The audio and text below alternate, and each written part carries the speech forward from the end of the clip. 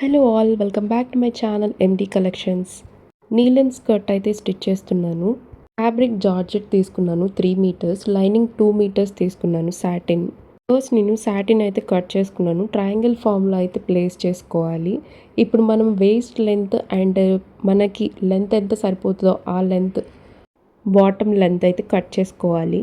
ఇక్కడ నేను కట్ చేసేసుకున్నాను.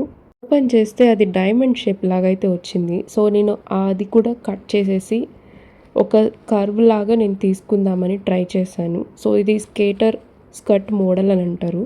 ఇది జార్జెట్ తీసుకున్నాను కదా, ఇప్పుడు జార్జెట్ని కూడా అలానే ఈ ఫ్యాబ్రిక్ని కట్ చేసుకోవాలి. సేమ్ లైనింగ్ ఎలా అయితే కట్ చేసుకున్నామో అలానే స్కర్ట్కి కూడా కట్ చేసుకోవాలి. సో ఇక్కడ కట్ చేసేసుకున్నాను.